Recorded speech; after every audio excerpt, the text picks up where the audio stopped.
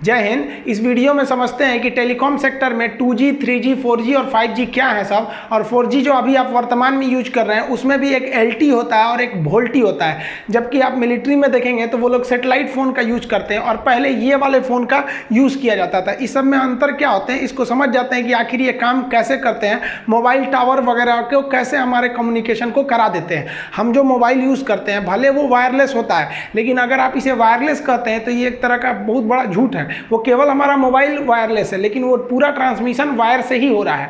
तो पहले हम देखते हैं, पहले ये जो मोबाइल होते थे, टेलीफोन होते थे, इसमें क्या था कि आपके आवाज़ को इंक्रिप्ट करके एक सिग्नल में बदला जाता था और वायर के थ्रू आपको एक एक्सचेंज पोर्ट दिया जाता था। इसमें आपका यहीं से आपकी सप्लाई दी जाती थी और ये तार जुड़ा रहता था एक बहुत बड़े ऑफिस में जिसे हम लोग एक्सचेंज ऑफिस कहते थे। और इस एक्सचेंज ऑफिस में जैसे आप नंबर डायल करते थे वो नंबर इस बॉक्स में जाता था। आपका घर का कनेक्शन इसी बॉक्स के पास से आके रहता था।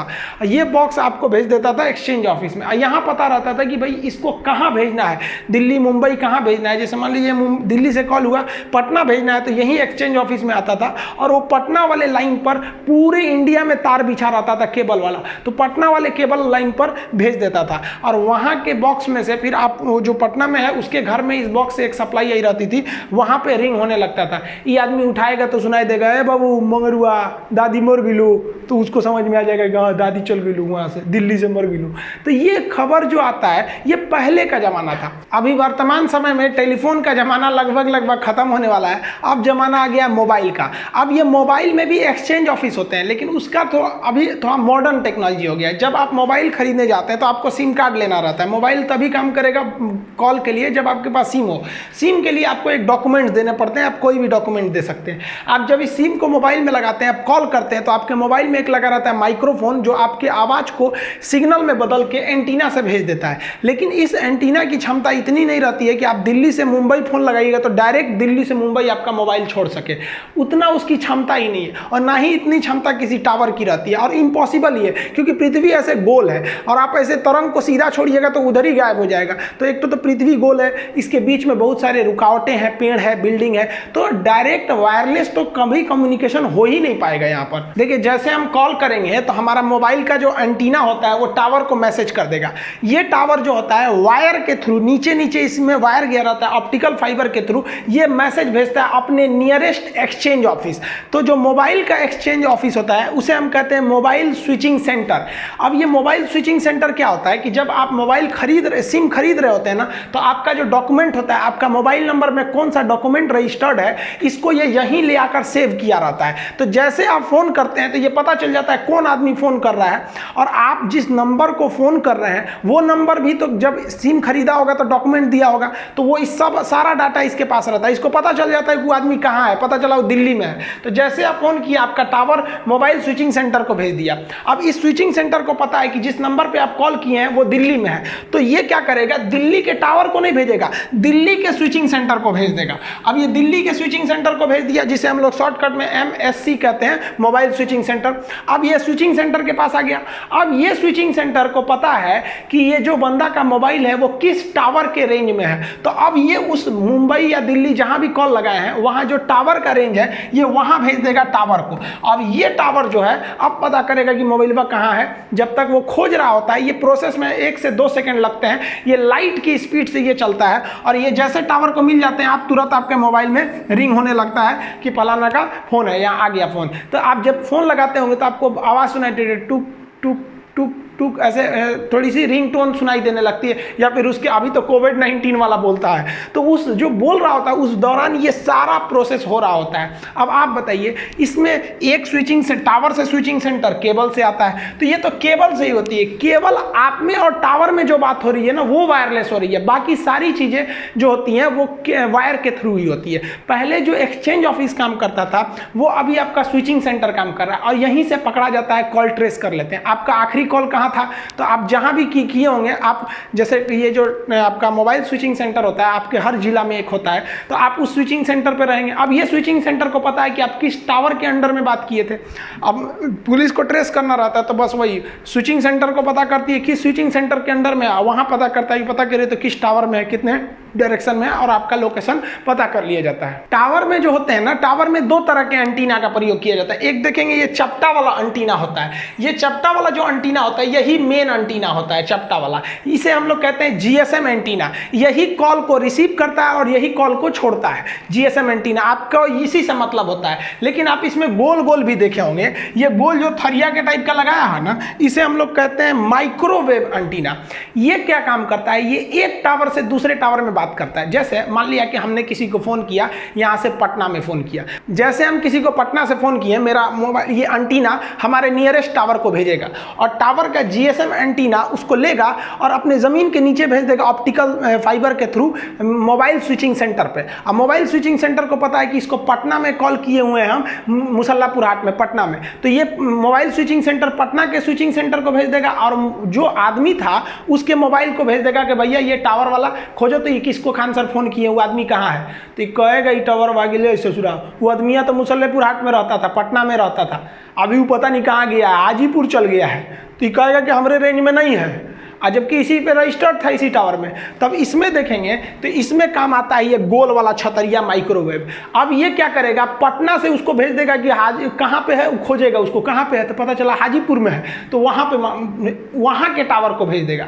तो जब कभी आप रेंज के बाहर रहते हैं तो आपका टावर उस रेंज के टावर को कैसे मैसेज करेगा, तो ये गोल का जो धोदड़ है ना, इसी को कहते हैं माइक्रोवेव एंटीना। ये टावर टू टावर में बात करने का काम करता है जब आप अपने रेंज के बाहर रहते हैं। जैसे आपका होम रेंज होगा कोई कि आप किस रेंज में है और दूसरे में चले गए तो दूसरा टावर आपको सर्विस देता है। पहले क्या था, देखिए अभी इसमें लगता होगा कि एक ही कंपनी का टावर, कंपनी कोई एक कंपनी टावर लगा दी, बाकी सब भी उसी से आके जुड़ जाते हैं कि भाई हमसे भी शेयर ले लो, क्योंकि भाई ऊंचाई पे ही तो रखना है इन सबको। तो ये दोनों में आप अंतर समझ में आ गया।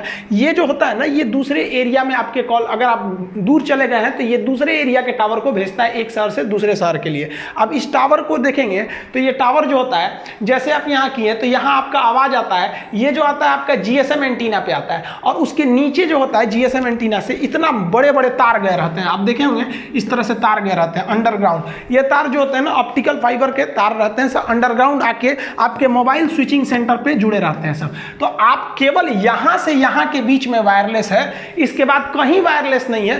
पूरी दुनिया में वायर फैला हुआ है, चाहे वो जमीन के अंदर हो चाहे वो समुद्र के अंदर हो। तो जमीन के अंदर तो समझ में आता है, समुद्र के अंदर हम आपको पिछले वीडियो में बताए थे कि चेन्नई से अंडमान निकोबार तक ऑप्टिकल फाइबर को बिछाया गया है। उसमें भी हम इसमें भी थोड़ा सा समझा देंगे ऑप्टिकल फाइबर के बारे में।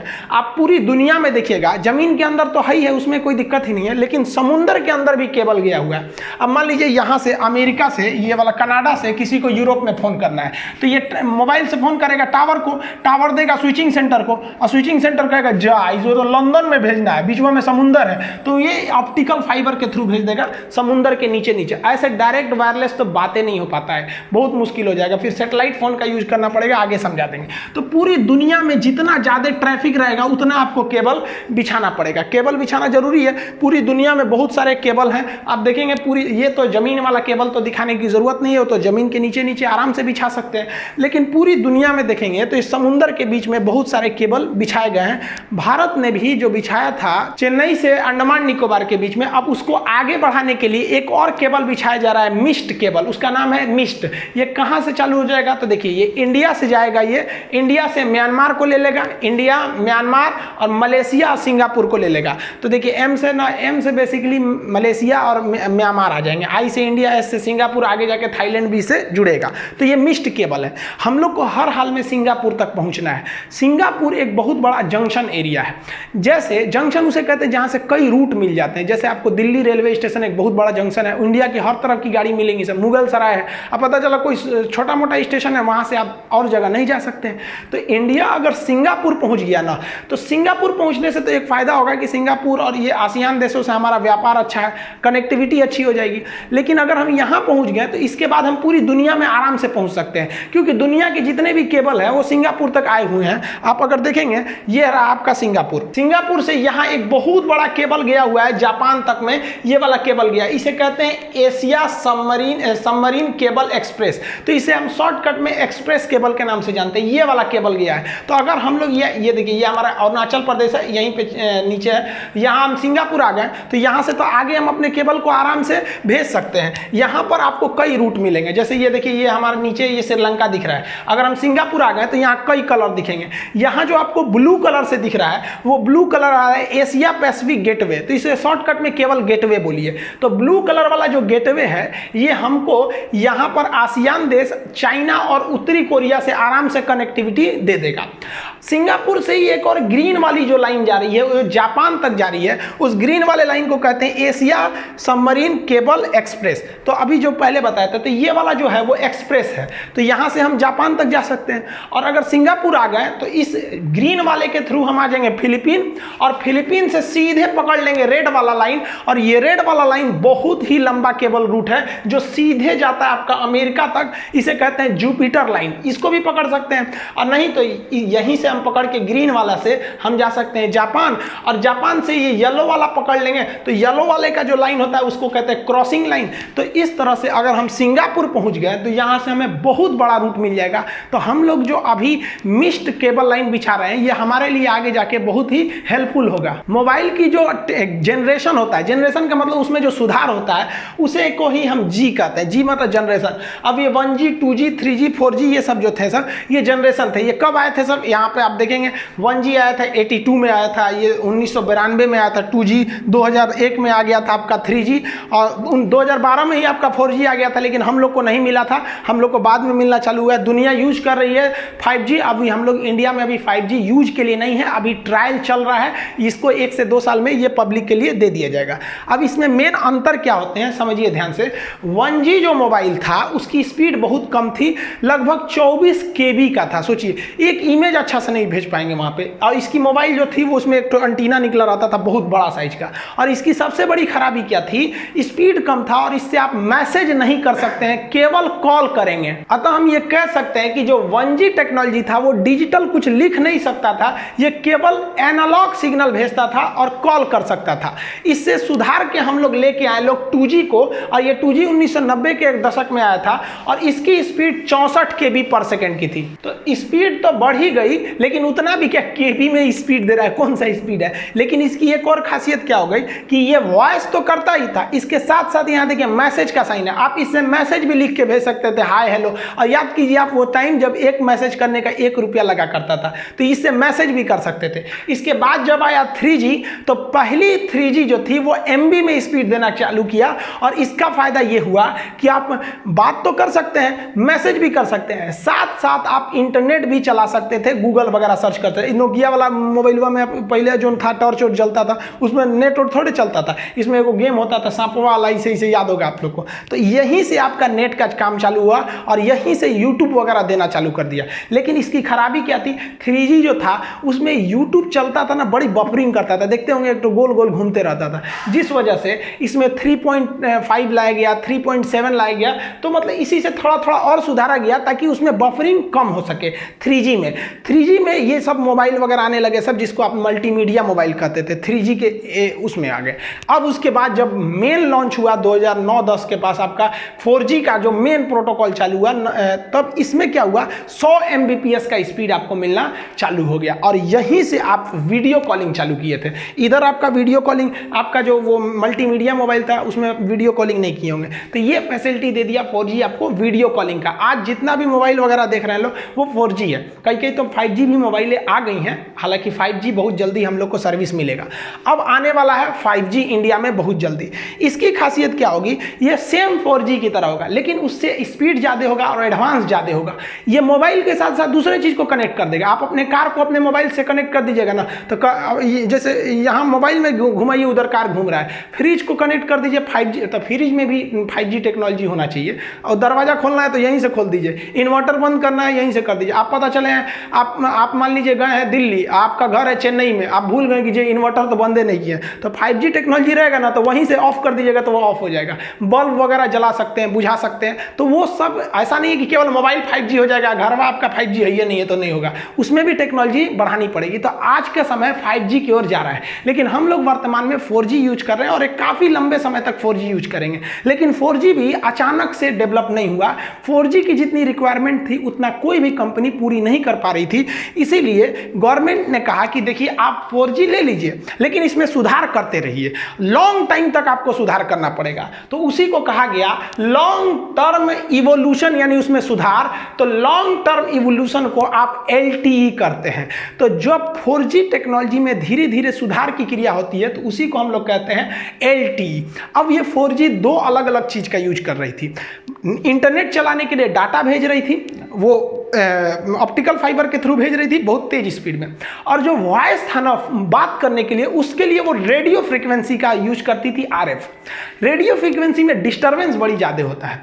तो 4G जब लाया गया तो LTE लाया गया क्योंकि इसमें सुधार की जरूरत थी। अब इस 4G में समस्या ये था कि डाटा तो तेज चलता था, नेट तेज चलता था, लेकिन फोनवा कीजिएगा तो फोन जाता था आपका रेडियो फ्रीक्वेंसी में, जिसमें कभी सिग्नल अच्छा नहीं रहता था। कभी आप फोन करेंगे, अब उसमें कई सिग्नल भेजे रहते थे, आप बात करते करते रहिएगा, किसी का दूसरे का आवाज़ आने लगेगा, कभी कॉले नहीं लगेगा। तो वॉइस की बड़ी समस्या रहती थी।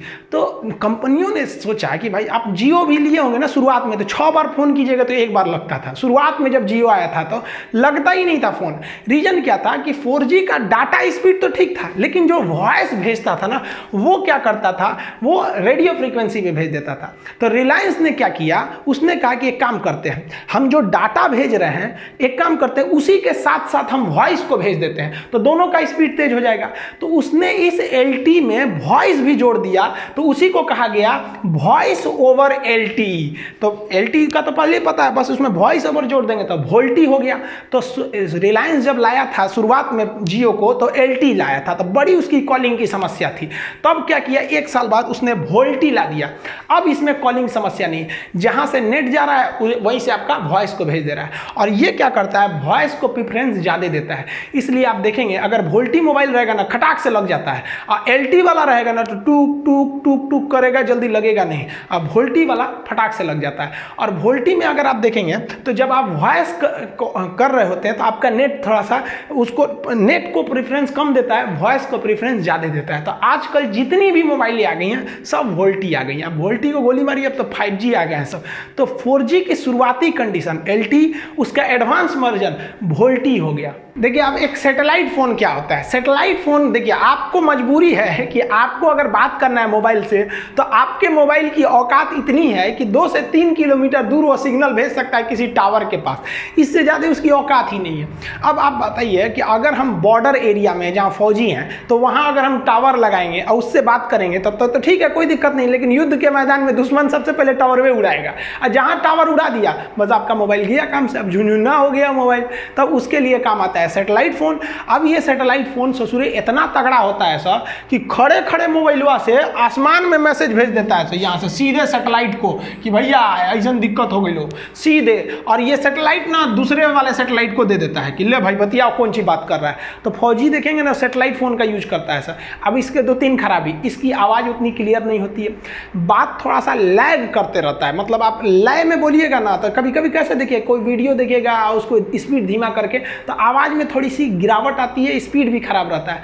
और इसमें सबसे बड़ा खराबी क्या, महंगा आता है, क्योंकि जो फैसिलिटी आपको इस टावर से मिल रहा था वही फैसिलिटी आपको इस सैटेलाइट से मिल रहा है, तो अंतर आएगा कि नहीं आएगा भाई। ये ज़मीन पे है वो आसमान में, कभी भी ये थोड़ा सा महंगा रहेगा, तो ये थोड़ा महंगा रहता है। इसकी 2 और खराबी क्या आती है, इसको ट्रेस करना थोड़ा सा मुश्किल हो जाता है आप कहाँ से बात कर रहे हैं। लेकिन हाँ ये चीज़ इसमें एक और खराबी क्या होता है कि आपकी बतिया को कोई और भी पकड़ सकता है, वहाँ पे बीच में पकड़ लेगा। सैटेलाइट से बात किया ना तो यहीं पे हैक करके आपका बात सुन लेगा। इसलिए आप फौज वालों को देखेंगे ना तो कोड में बात करता है, अल्फा चार्ली टेंगू ये दुनिया भर का बोलते रहता है। और इसमें पहले शुरुआत में एक और समस्या थी इस सैटेलाइट फोन में कि इसका जो कम्युनिकेशन का था वो हाफ डुप्लेक्स था। मतलब हाफ डुप्लेक्स का मतलब क्या है कि एक बार में इधर से जब आप बोलिएगा तो सुन नहीं नहीं सकते हैं। मोबाइल में क्या होता है, फुल डुप्लेक्स होता है, आप बोल रहे हैं उधर से वो भी बोल रहा है, तो दोनों एक साथ भी बोल सकते हैं। लेकिन इसमें खराबी क्या होती थी कि आप अगर बोलना चाहते हैं तो इधर एक बटन दबाइए, जैसे बटन दबा दीजिएगा यहाँ पे, तो अब इसमें आपको उधर वाला आदमी नहीं बोल सकता, अब आप बोलिएगा। तो यही समस्या आने लगी। कभी कभी दोनों आदमी एक के बार बटन दाब देता था। जैसे हमें बात बोलना है, हम क्या बोलना चाहते हैं, तो ये बटन दबाएंगे, उसके बाद बोलेंगे कि भाई ऐसा ऐसा समस्या है। और अगर हमें सुनना है कि वो क्या बोला, तो हमें ये बटन छोड़ना पड़ेगा। तो इसमें कंफ्यूजन हो जाता था कि भैया पता चलता कभी दोनों दाब दिया, कभी दोनों छोड़ दिया। तो इसलिए आर्मी वालों ने इसके लिए ओवर शब्द का प्रयोग करते थे सर। जैसे मान लीजिए इसको कोई मैसेज करना है, तो यहाँ दबा दिया, alpha two Charlie pass your message over. तो जैसे ओवर बोलेगा तो ये अपना आवाज छोड़ देगा कि भाई अब तुम बोलो। तो वो सुन लिया कि भाई उसका बात खत्म हो गया, अब वो दाब के बोलेगा कि पास योर मैसेज ओवर। तो ओवर मैंने हम बतिया कर लिए, आप बोलिए, कंफ्यूजन ना हो। हालांकि अब इसमें भी एडवांस आ गया, अब फोनवा रखना होता है तो ओवर एंड आउट बोलते थे सब। तो ये सैटेलाइट फोन का यूज आर्मी वाले करते थे, ये जनरल आदमी के लिए ये बैन है, आप इसका इस्तेमाल नहीं कर सकते हैं। इसका प्रयोग आतंकवादी वगैरह भी देखते होंगे कि इसी से बात करते रहता है सब, आर्मी में तो इसका यूज ज़्यादा होता है। तो आई होप आप ये सब चीज़ों को अच्छे से समझ गए होंगे। आगे वीडियो में मैं आपको 2G स्पेक्ट्रम क्या होता है, ये स्पेक्ट्रम कैसे पता चलते हैं, IP एड्रेस क्या होता है, 2G स्पेक्ट्रम घोटाला क्या हो गया था, इसको समझा देंगे। मिलेंगे नेक्स्ट वीडियो में, तब तक के लिए जय हिंद।